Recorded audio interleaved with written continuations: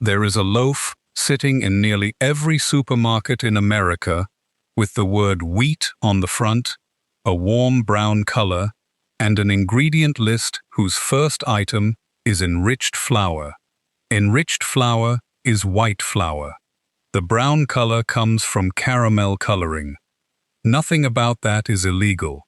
Wheat is an accurate word. White flour is made from wheat. The color is a permitted additive, declared on the label. Every element of that loaf is disclosed somewhere on the package, and the shopper who picks it up, believing they bought whole grain bread, has been misled by nothing except the arrangement of true statements. That is the bread aisle in one loaf, and it is the pattern we are going to take apart for the next half hour. 10 things in the bread aisle worth understanding, and 4 that are genuinely what they appear to be. Number 1 is one of the best-selling loaves in the country, and its ingredient list runs to more than 20 items for a food that requires 4. The item that surprised me is number 6, where an ingredient that is banned outright in several countries remains legal here, and one American state has now legislated against it on its own. The standard note first. Everything in this script comes from federal standards of identity, published regulations on food additives, state legislation, international regulatory decisions, and the ingredient panels printed on the bags. Where a scientific question is genuinely unsettled, I will say so, rather than pick the scarier reading. I am describing rules and disclosure. I am not accusing any company of a crime. Before the countdown, you need 4 ingredients and about 200 years of context, because the gap between what bread is and what industrial bread has to be explains everything that follows. Bread is flour, water, salt, and a leavening agent. That is the entire requirement. For most of human history, it was made in small batches, eaten within a day or two, and went stale quickly, because nothing in it was designed to prevent that. Industrial bread has to do several things that traditional bread does not. It has to be made at enormous scale on a continuous line. It has to survive a distribution network, arriving at a shop soft and staying soft on the shelf for days. It has to be sliced by machine without tearing, which requires a specific crumb structure. It has to resist mold in a plastic bag at room temperature, and it has to taste consistent across millions of loaves baked in dozens of plants. Every one of those requirements is an engineering problem, and each has an ingredient that solves it. Dough conditioners strengthen gluten so the dough survives high-speed mixing. Emulsifiers keep the crumbs soft for longer. Enzymes and sugars accelerate fermentation because a modern plant cannot afford the hours traditional dough takes. Preservatives, or cultured substitutes that function as preservatives, hold off mold. Added gluten compensates for flour milled to a specification rather than a season.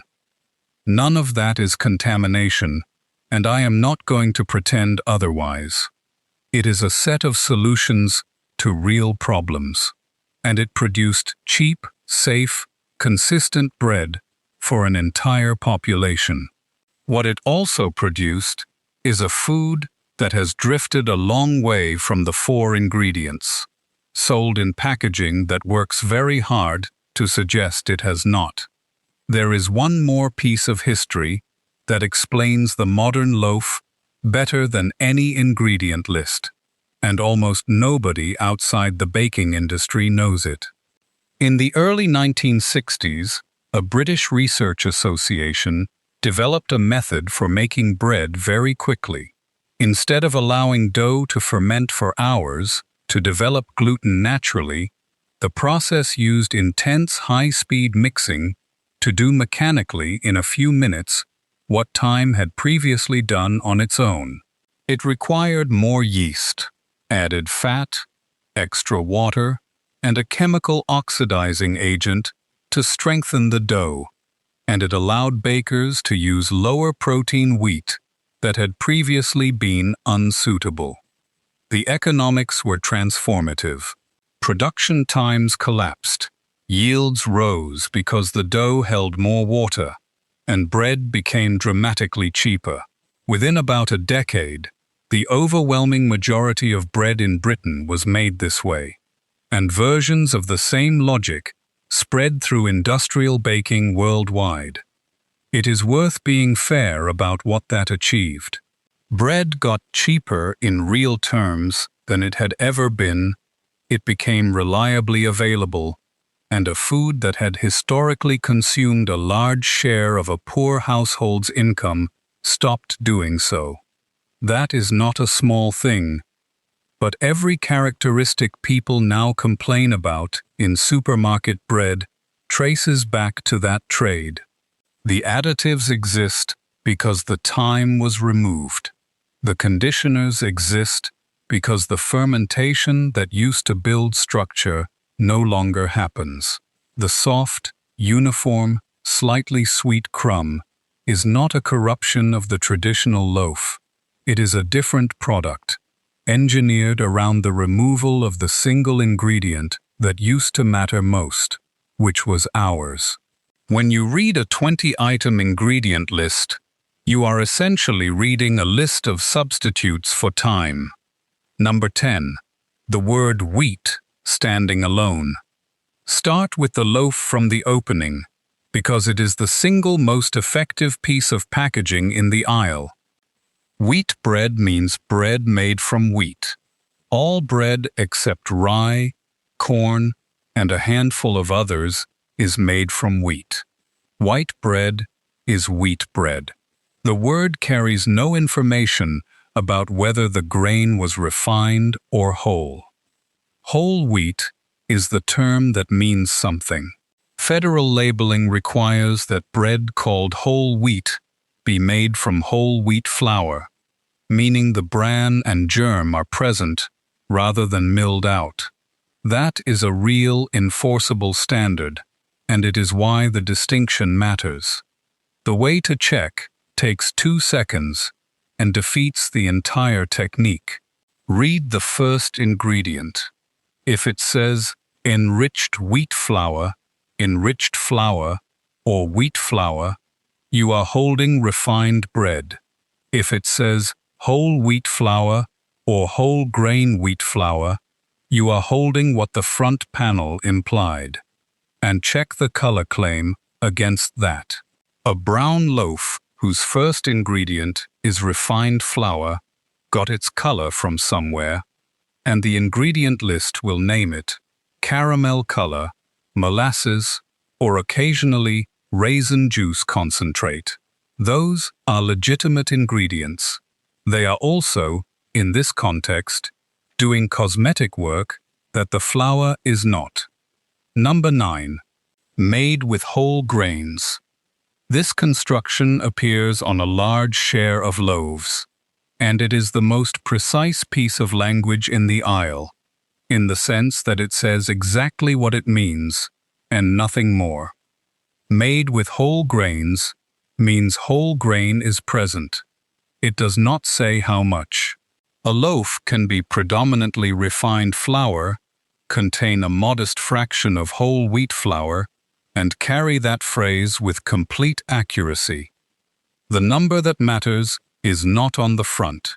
It is in the ingredient order and, if the manufacturer chooses to declare it, in a grams of whole grain statement. Some products carry a whole grain stamp from an industry body that specifies minimum content per serving, which is more informative than the vague phrase, though it is an industry program rather than a government standard. The practical rule stays the same as number 10. Position in the ingredient list is the honest signal. Everything on the front is an assertion about presence. Number 8. Multigrain, 7-grain, 12-grain, and stone ground. None of these terms is defined by regulation in a way that guarantees anything about refinement. Multigrain means more than one grain was used. Those grains can all be refined. 7-grain and 12-grain are counts, not qualities. A loaf can contain 12 grains, all of them milled to white flour, with a scattering of visible seeds on the crust, to sell the impression. Stone ground refers to a milling method rather than to the grain's completeness, and even that is loosely used. Sprouted, by contrast, does describe a genuine process, and sprouted whole grain breads are usually made by producers who mean it, but the word alone is not a guarantee either.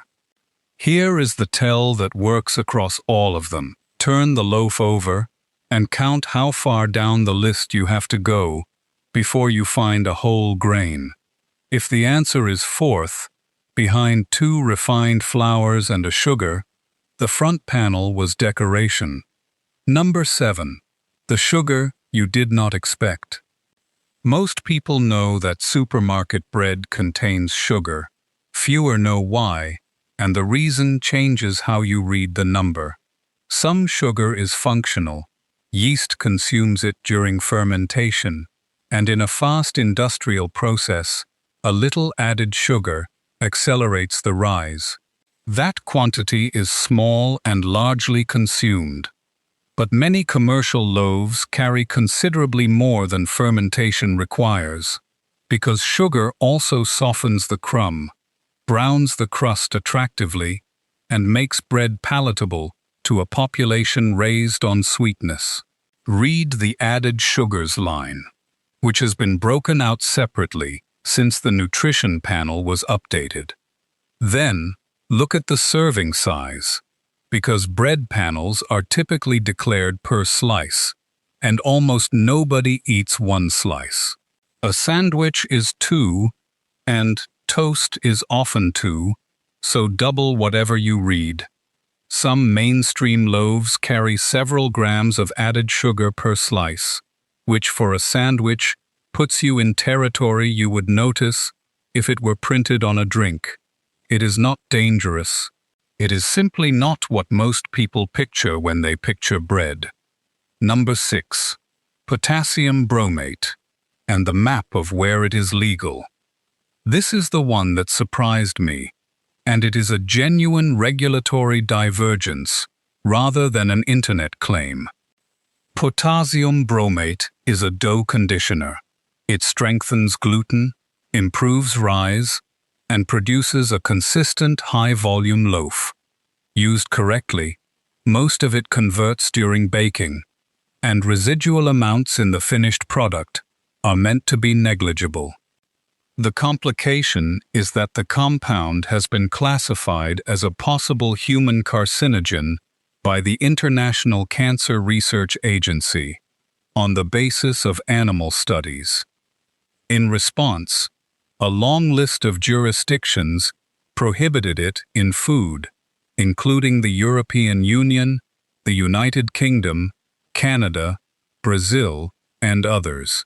The United States did not. It remains permitted federally, with limits. Then, in 2023, California passed legislation prohibiting the manufacture, sale, or distribution of food containing potassium bromate, along with several other additives, with the requirement taking effect later this decade. A single state moved where the federal position had not. I want to be careful about the strength of the claim here. This does not mean American bread is poisoning anyone. Many large bakers voluntarily stopped using bromate years ago, and you will struggle to find it on most mainstream ingredient lists today. But the reason it is worth knowing is the structural point. 2 sets of competent regulators looked at the same evidence and reached different conclusions, and one American state has now sided with the stricter reading.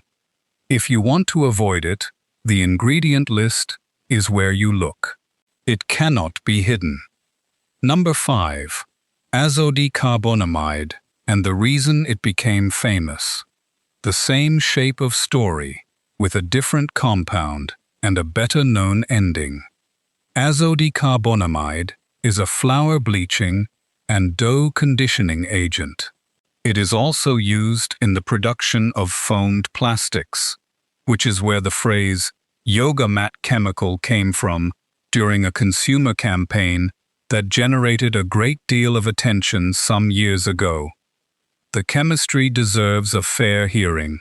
The compound is permitted in the United States at defined limits and breaks down during baking. The stronger regulatory concern involves its breakdown products, and other jurisdictions, including the European Union, do not permit it in food. What happened next is the interesting part. After sustained public pressure, a number of major American food companies removed it voluntarily, and it has largely disappeared from mainstream bread. That is worth noticing for 2 reasons. First, it demonstrates that the ingredient was not essential, it was convenient. Second, it shows that the mechanism which removed it was consumer attention rather than regulation, which is a fragile way to run a food supply and a strong argument for reading labels. A word on enrichment and fortification, because it is the strongest argument against reflexive suspicion of processed bread. When roller milling made white flour cheap and universal in the 19th and early 20th centuries, it also removed the bran and germ, and with them, a substantial share of the B vitamins and iron. The consequences were visible at population scale.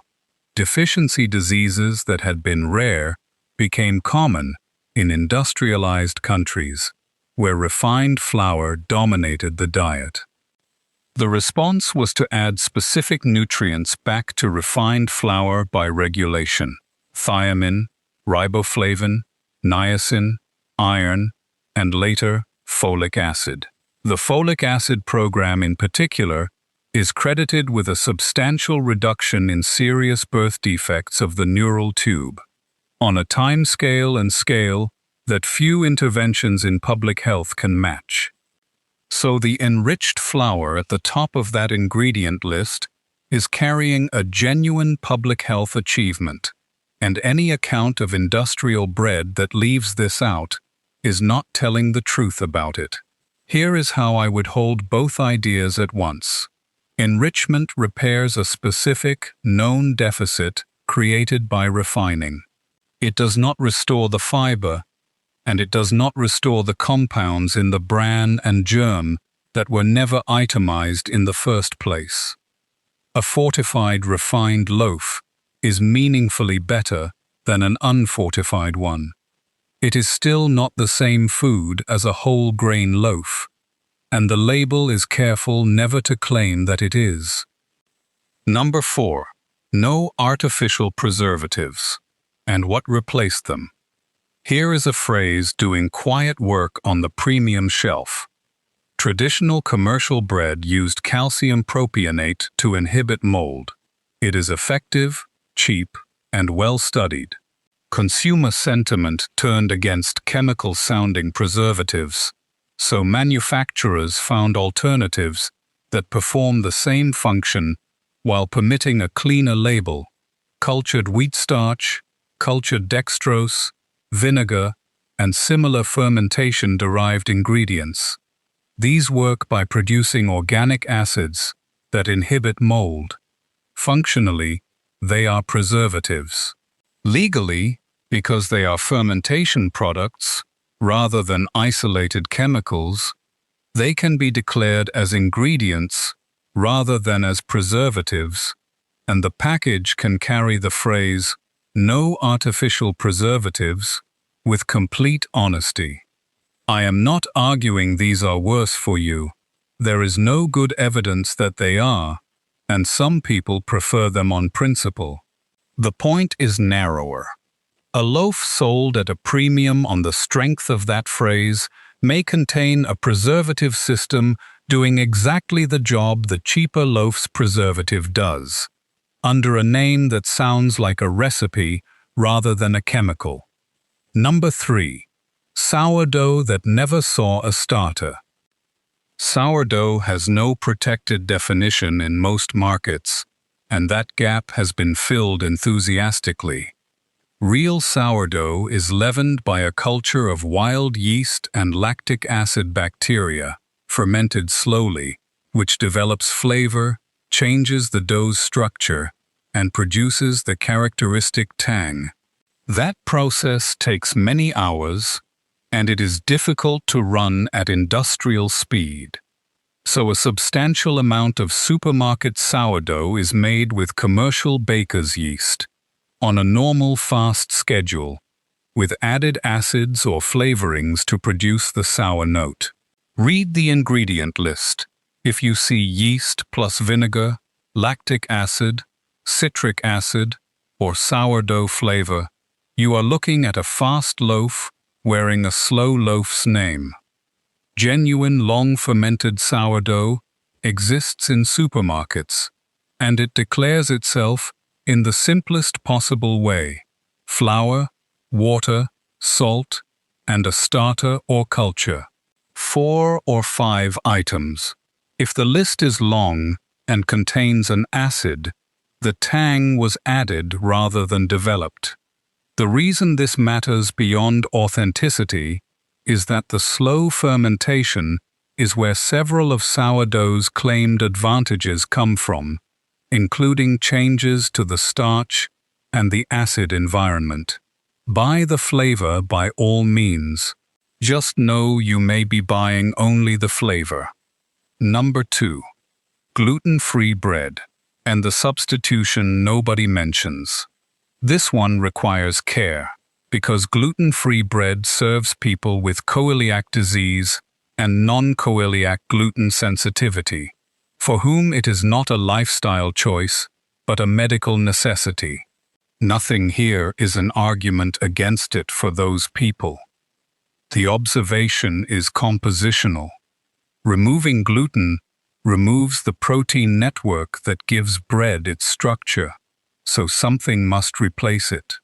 Typically, that means a blend of refined starches, rice flour, tapioca starch, potato starch, corn starch, plus gums such as xanthan or guar to mimic elasticity, extra fat and sugar for softness and palatability, and sometimes egg or added protein.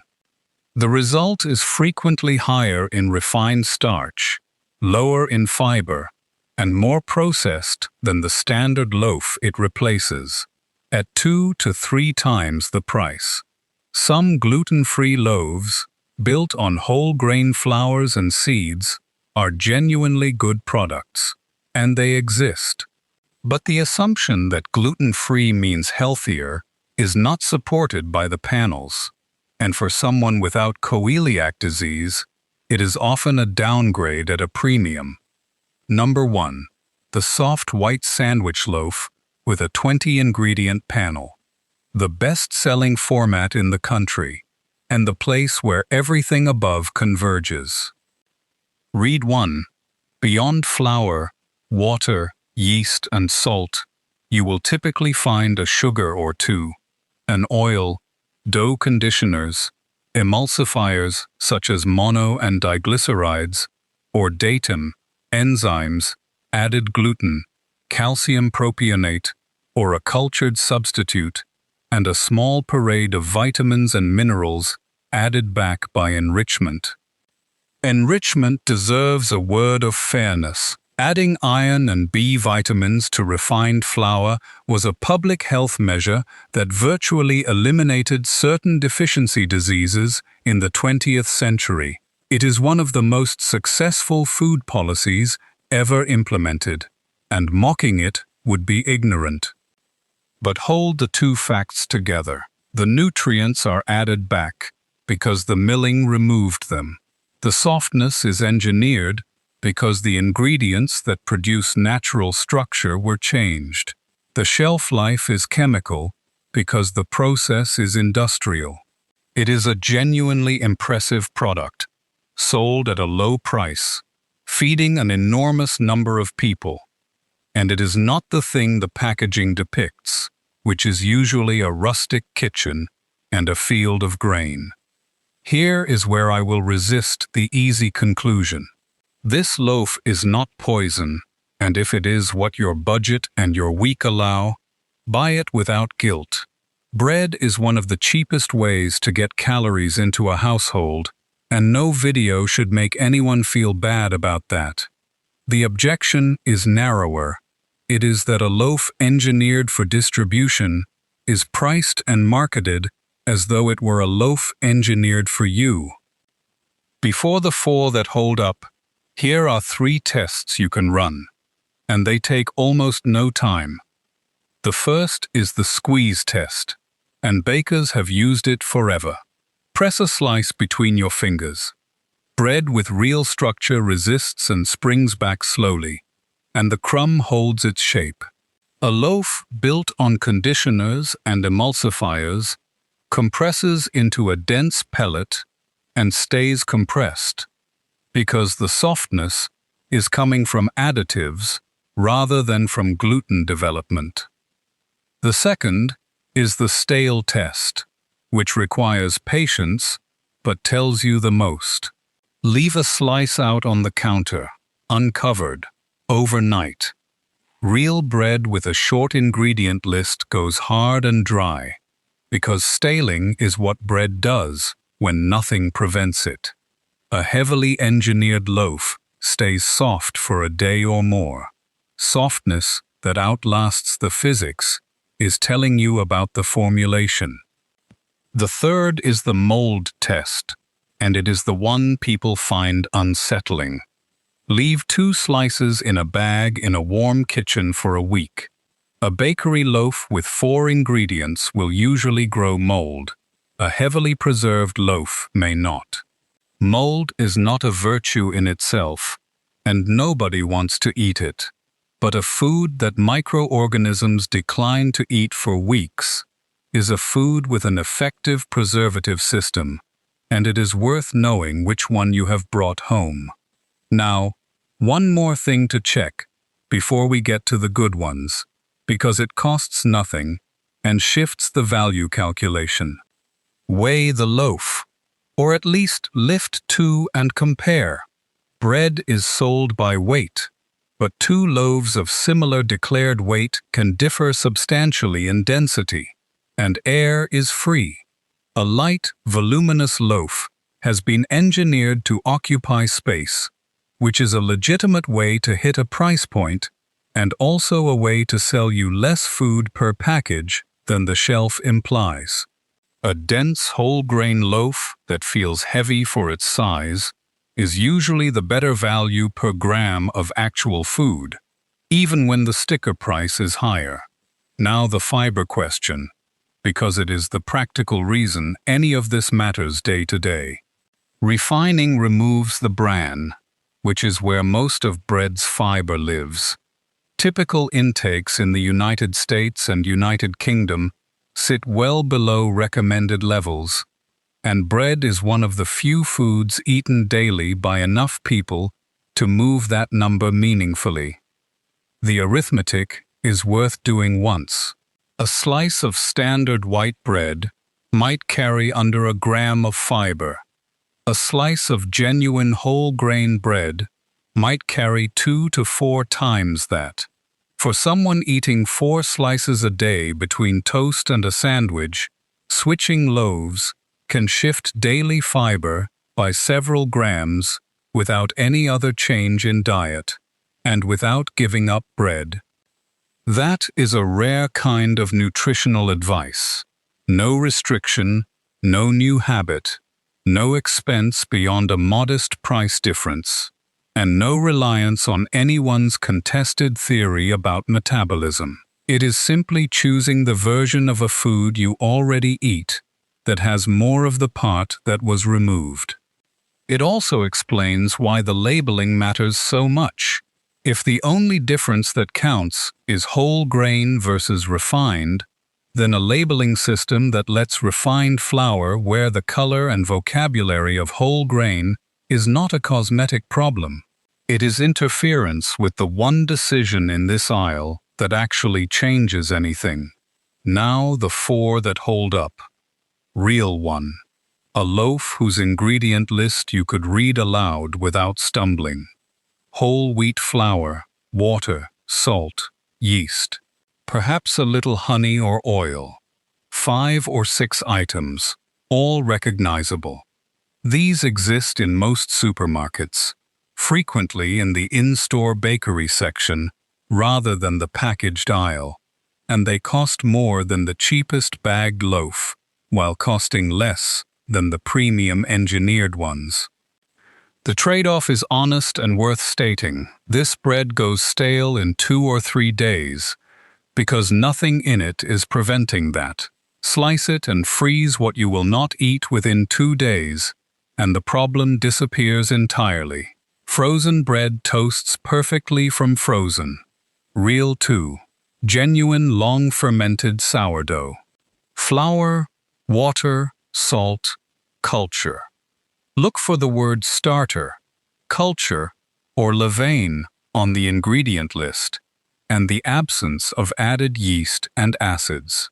A real sourdough loaf keeps considerably better than a plain, lean loaf, because the acidity itself inhibits mold, which is a preservative system that evolution supplied rather than a laboratory.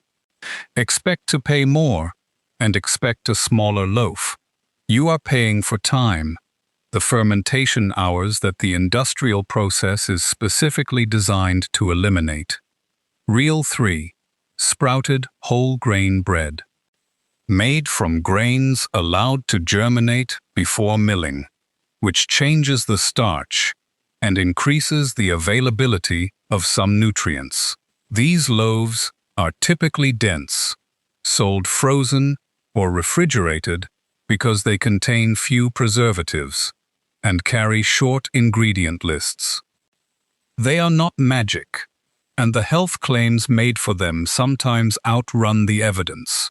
But as a category, they tend to be made by producers whose whole proposition is minimal processing, and the panels reflect that. Real 4. The bakery counter at the back of your own supermarket. The least glamorous answer, and often the best value. Many supermarkets bake on site, and the loaves sold from that counter frequently have far shorter ingredient lists than the packaged bread 40 feet away in the same shop, at a comparable price. You can ask for the ingredient list, and they are required to be able to tell you. It is worth doing once, because the answer will either be reassuring or extremely informative, and either way you will know something about the shop you buy bread from every week. There is a comparison worth making directly, because it settles the value argument better than any ingredient list. Take the price per kilogram of the cheapest bagged white loaf, the mid-range brown loaf with the rustic packaging, and the plain whole grain loaf from the same shop's bakery counter. In most supermarkets, the middle option, the one selling the strongest image of wholesomeness, sits closest to the premium price, while its ingredient panel sits closest to the cheap one. That is the pattern across this entire aisle, and it is why I keep returning to the first ingredient rather than to price. Cost tells you very little here. The cheapest loaf and the most expensive loaf are both honest about what they are, in their different ways. One makes no pretense, and the other genuinely delivers. It is the middle of the aisle, where the packaging does the most work, that the money goes furthest from the food. A second comparison worth running once. Weigh what you actually eat. A dense whole grain slice weighs substantially more than an airy white slice. So comparing loaves by slice, count flatters the lighter product. Per gram of bread, the gap in price narrows considerably, and per gram of fiber, it inverts entirely. Finally, a word on how to keep bread, because buying better bread is pointless if it goes to waste. Bread with a short ingredient list stales quickly, and most people respond by buying the engineered loaf that does not. There is a simpler answer: freeze it. Slice the loaf when you get home, freeze it in a bag, and take out what you need.